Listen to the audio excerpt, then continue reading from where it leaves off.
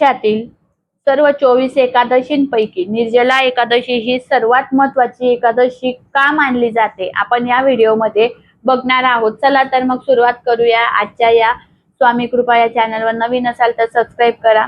चला मग आपल्या सर्वांचे स्वागत आहे। चला तर मग आज जाणून घेऊया। ज्येष्ठ मासातील शुक्ल पक्षातील एकादशीला तिथीला निर्जला एकादशी व्रत पाळलं जातं। यावेळी 18 या वर्षी म्हणजे 2026 ला ही एकादशी असणार आहे। या दिवशी अनेक शुभयोग तयार होत आहे। या शुभयोगांमध्ये निर्जला एकादशीचे व्रत करणे अधिक शुभ आणि फलदायी मानलं जात आहे। हे व्रत करणाऱ्या व्यक्तीला आणि त्याच्या कुटुंबियांना भगवान विष्णूंचा आशीर्वाद मिळतो आणि व्रताचा पूर्ण लाभ मिळतो। शुभ फळ प्राप्तीसाठी निर्जला एकादशीचं व्रत पाळलं जातं। हे व्रत पाण्याविना पाळलं जातं आणि म्हणून सर्व एकादशींमध्ये हे व्रत सर्वात कठीण मानलं जातं। पांडवांपैकी भीमाने हे व्रत करून आपली कठीण तपश्चर्या पूर्ण केली होती, म्हणून या एकादशीला भीमसेन एकादशी असे देखील म्हटले जाते।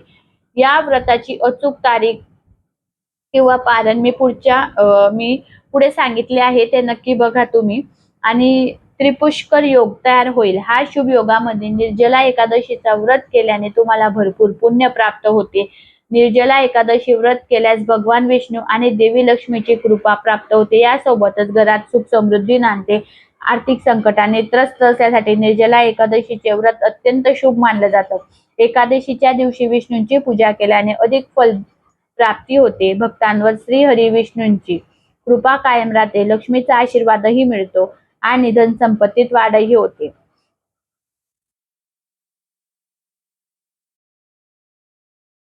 एक दिवसाचा कठोर संयम आणि आयुष्यभराची आध्यात्मिक कमाई। भूक आणि तहान जिंकणारी एकादशी म्हणजेच कोणती, तर ती आहे निर्जला एकादशी। नमस्कार, आपल्या स्वामी कृपा या चॅनल मध्ये आपल्या सर्वांचे स्वागत आहे। चला तर मंडळी सुरू करूया कोणताही टाइम न वेस्ट करता। निर्जला एकादशी ही येत्या गुरुवारी म्हणजेच 25 जून 2026 रोजी आहे। एकादशी तिथी 24 जूनच्या संध्याकाळी सुरू होऊन 25 जूनच्या रात्रीपर्यंत राहणार आहे। त्यामुळे व्रत हा 25 जून रोजी पाळले जाते। व्रत सोडण्याचा वेळ 26 जून 2026 म्हणजे शुक्रवारी सकाळी आहे। व्रत सोडण्याची वेळ काय आहे? 26 जून शुक्रवार सकाळी आहे। आता चला तर मग सुरू करूया। निर्जला एकादशी म्हणजे काय? एकादशीचे महात्म्य काय? निर्जला एकादशी ही ज्येष्ठ शुक्ल पक्षातील एकादशी असून तिला भीमसेनी एकादशी किंवा पांडव एकादशी असेही म्हणतात। हिंदू धर्मग्रंथानुसार या दिवशी श्रद्धेने केलेला उपवास वर्षभरातील सर्व 24 एकादशींचे पुण्य प्रदान करणारा मानला जातो। आता हा उपवास कधी करावा? एकादशीचा उपवास नेहमी ज्या दिवशी सूर्योदयाला एकादशी तिथी असते त्या दिवशी करावा। स्थानिक पंचांगानुसार तिथी आणि पारणा वेळ पाहणे आवश्यक आहे, कारण शहरानुसार काही मिनिटांचा फरक असू शकतो। निर्जला एकादशीचे महत्त्व काय आहे, त्याचे नियम काय आहे, आपण ते बघूया। भगवान विष्णूंची पूजा, नामस्मरण, विष्णू सहस्त्र नाम पठण करावे। शक्य असल्यास अन्न आणि पाणी पूर्णपणे त्यागून उपवास करावा। आरोग्याच्या कारणामुळे निर्जल उपवास शक्य नसल्यास फळाहार आणि पाण्यासह उपवास करणे ही स्वीकार्य मानले जाते। द्वादशीला नियोजित। आता निर्जला एकादशीचे महत्त्व काय आहे? महाभारतातील कथानुसार भीम यांना सर्व एकादशी पाळणे कठीण जात असल्याने व्यास मुनी यांनी वर्षातून एकदा निर्जला एकादशी करण्याचा उपदेश केला। त्यामुळे या एकाच व्रताने सर्व एकादशीचे पुण्य मिळते असे मानले जाते। एक निर्जला एकादशी श्रद्धेने केल्यास वर्षातील 24 एकादशींचे पुण्य प्राप्त होते अशी परंपरागत श्रद्धा आहे। त्यामुळे आपण आता सविस्तरपणे जाणून घेऊया निर्जला एकादशी म्हणजे काय। निर्जला एकादशी ही हिंदू धर्मातील सर्वात कठीण आणि सर्वात पुण्यदायी एकादशी मानली जाते। ही एकादशी ज्येष्ठ महिन्यातील शुक्ल पक्षातील एकादशीला पाळली जाते। निर्जला या शब्दाचा अर्थ काय? पाण्याविना उपवास। म्हणजे या दिवशी भक्त अन्न घेत नाहीत, पाणीही घेत नाहीत, पूर्ण उपवास करतात। ही एकादशी भगवान विष्णूंना समर्पित असते। या एकादशीचे महत्त्व काय आहे? हिंदू धर्मानुसार वर्षभरात 24 एकादशी येतात, पण निर्जला एकादशीला सर्वात जास्त महत्त्व दिले जाते, कारण ही सर्व एकादशीचे पुण्य एकत्र देते असे मानले जाते. आत्मशुद्धी, पापक्षालनासाठी सर्वोत्तम दिवस मानला जातो. मन, शरीर आणि आत्म्यावर नियंत्रण ठेवण्याचा दिवस आहे. महाभारतातील भीमाला भूक जास्त लागत असे, त्यामुळे तो इतर एकादशी उपवास करू शकत नव्हता. तो ऋषी व्यासांना म्हणाला, मी उपवास करू शकत नाही, काही सोपा मार्ग सांगा. तेव्हा व्यास मुनींनी सांगितले, जर तू वर्षातील एकच कठीण उपवास करशील, पाणी न पिता, तर तुला सर्व एकादशीचे पुण्य मिळेल. तो उपवास म्हणजे निर्जला एकादशी. या दिवशी भक्तांनी टाळायच्या गोष्टी: कोणी पाणी पित नाही, कोणी कडधान्य खात नाही, भगवान विष्णूंची पूजा, मंत्र जप, ध्यान धारणा, हरिपाठ आणि भजन. सकाळी उठायचं, लवकर उठायचे, स्नान करायचं, स्वच्छ वस्त्र परिधान करा, व्रताचा संकल्प घ्यावा. नंतर पूजेमध्ये भगवान विष्णूंची मूर्ती असेल, फोटो ठेवावा, तुळशीपत्र अर्पण करा, दिवा लावा.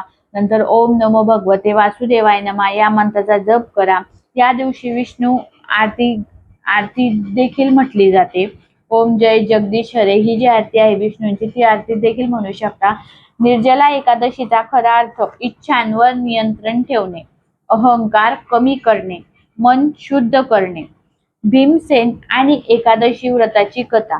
महाभारतात पांडवांमध्ये भीमसेन सर्वात बलवान होता, पण त्याला भूक खूप जास्त लागत असे, त्यामुळे तो इतर भावांसारखा प्रत्येक एकादशीचे व्रत करू शकत नव्हता. यामुळे तो दुःखी झाला आणि त्याने महर्षी व्यासांना विचारले, गुरुदेव, मी उपवास करू शकत नाही, पण मला पुण्य मिळवायचे आहे, काही सोपा मार्ग आहे का?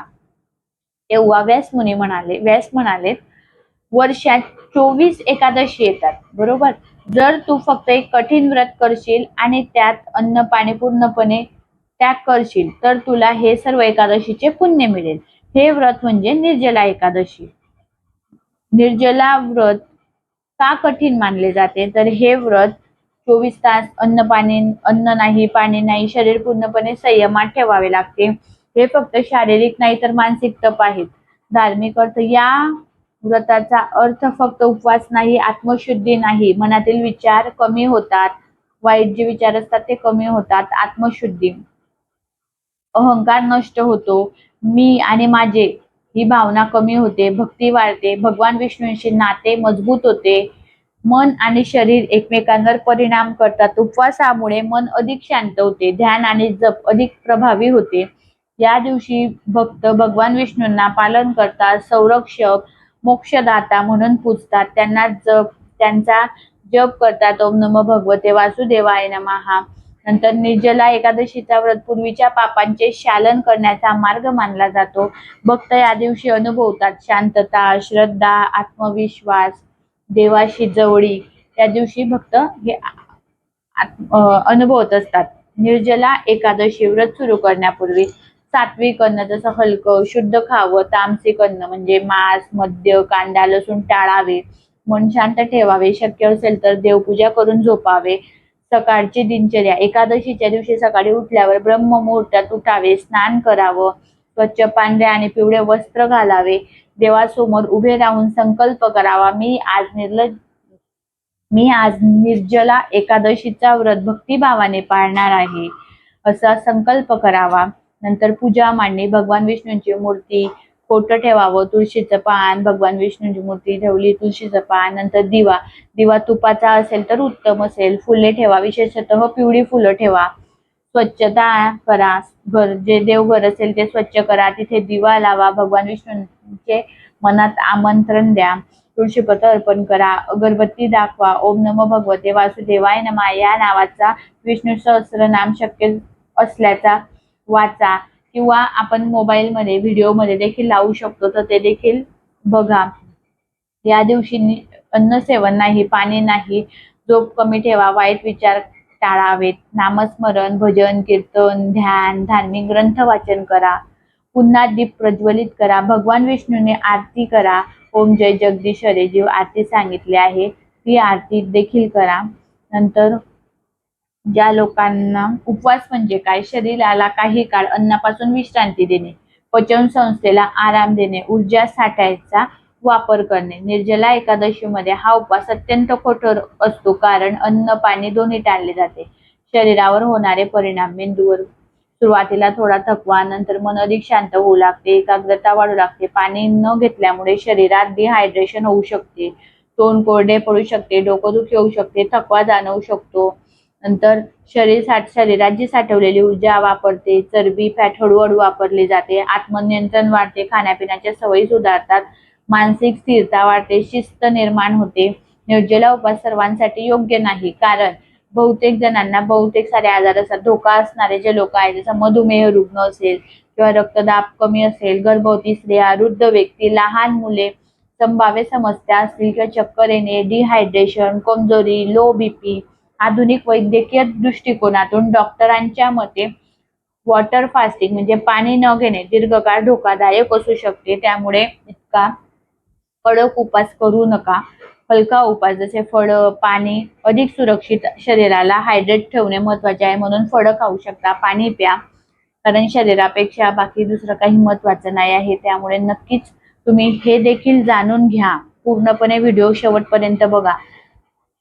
धार्मिक व वैज्ञानिक समतोल: हिंदू परंपरेत उपवासाचा उद्देश शरीर शुद्ध करणे, मन शांत करणे, वैज्ञानिक दृष्टिकोन या सर्व गोष्टी असतात. पण अति कठोर उपवास काळजीपूर्वक करावा लागतो. सुरक्षित व्रत कसे करावे: जर पूर्ण निर्जला उपवास कठीण वाटत असेल तर फळाहार करा, पाणी पिऊ शकता, दूध, सात्विक आहार घ्या, नामस्मरणावर लक्ष द्या.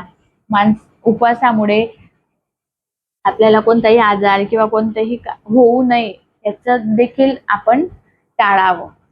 या गोष्टी असतात. भारतामध्ये एकादशी व्रत मोठ्या श्रद्धेने पाळले जातात. त्यात निर्जला एकादशी सर्वात कठीण आणि पुण्यदायी मानले जाते. हे व्रत विशेषतः वैष्णव भक्त, वारकरी परंपरा असे सर्व भक्त लोकप्रिय असतात. पंढरपूर भक्त हे सर्व लोक जे आहेत तर एकादशीचा व्रत हा करत असतात. व्हिडिओ आवडल्यास चॅनलला लाईक करा, शेअर करा आणि सबस्क्राईब करा. धन्यवाद. श्री स्वामी समर्थ. कमेंटमध्ये लिहायला देखील विसरू नका. धन्यवाद.